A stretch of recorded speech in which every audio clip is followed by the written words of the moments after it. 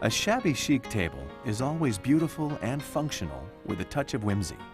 Rachel achieves her signature looks by displaying an array of table accents.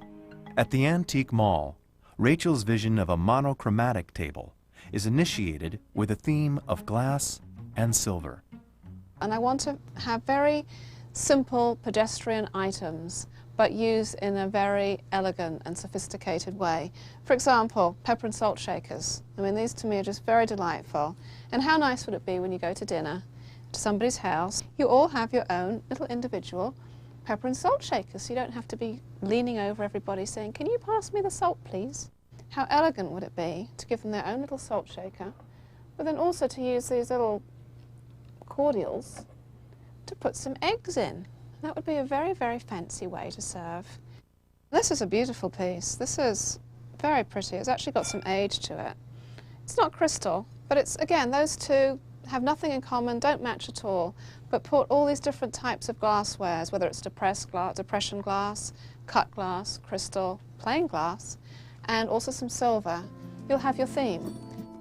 For Rachel, glassware is a versatile accessory for both casual and formal tables. Bold goblets that stray from the shabby chic palette inspire Rachel. I think they're just gorgeous. They may have some age to them, they may not, I'm not sure.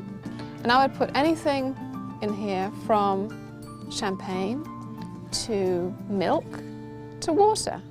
Before leaving the antique mall, Rachel notices an overstuffed cabinet that holds an abundance of table treasures. These I did think were adorable, and it's on that same theme of wanting individual items for your guests. And again, guess what? There's 5 of them.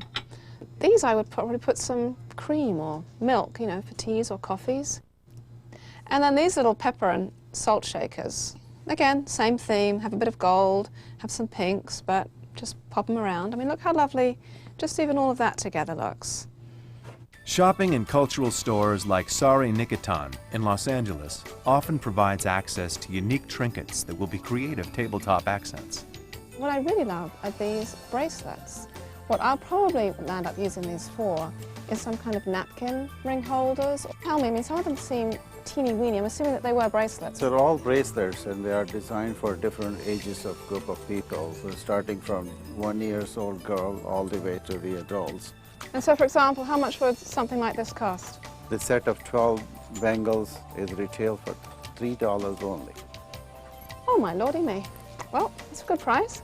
Can't beat that, can you? I think what I'd like to do is get maybe those Just colours, anyone. these colours.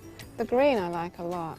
Rachel finds a way to adapt meaningful cultural items that will adorn a festive tabletop. Now these are nice accents. And what I try and always think about, because again we're in our Indian theme, but we're kind of contemporizing it, is I still like to kind of honour and respect the traditions of what we're being inspired by, and what we're doing here today is being inspired by the Indian culture.